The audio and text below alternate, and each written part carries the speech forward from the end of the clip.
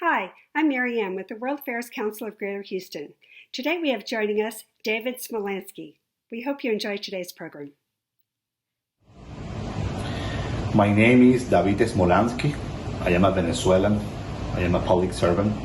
I was a mayor of El Hatillo in Caracas, and I've been living in exile for more than 2 years after I was illegally removed from office and I am under arrest warrant. Venezuela is suffering from the worst humanitarian crisis ever in the region.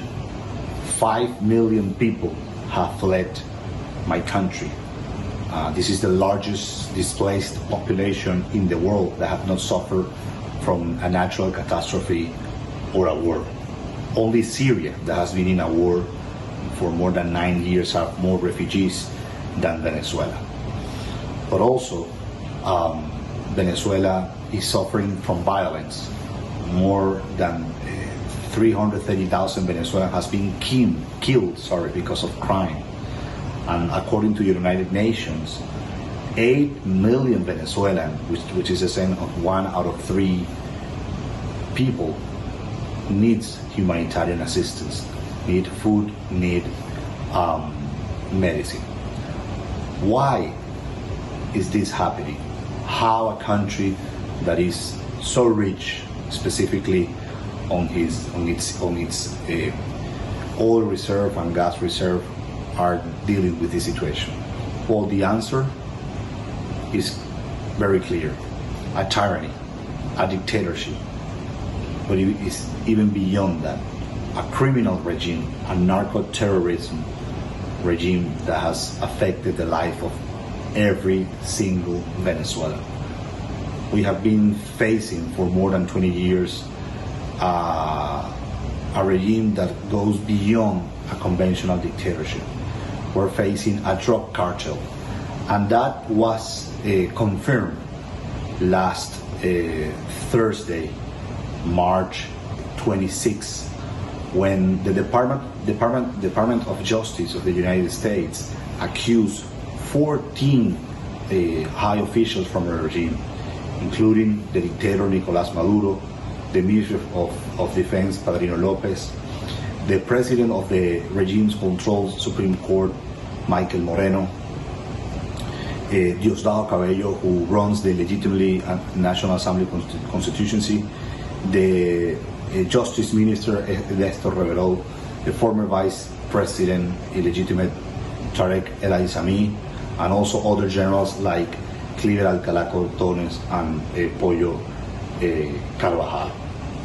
All of them are accused of drug trafficking, and with the money of the drug trafficking, they are accused of using that money to sponsor terrorism, specifically FARC and ELN.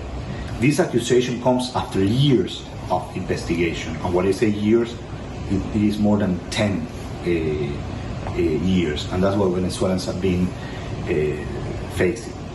Furthermore, just in the last days, the Trump administration announced through its Secretary of Defense that the United States, with 22 more countries, are launching the biggest anti-narcotic operation in the Caribbean.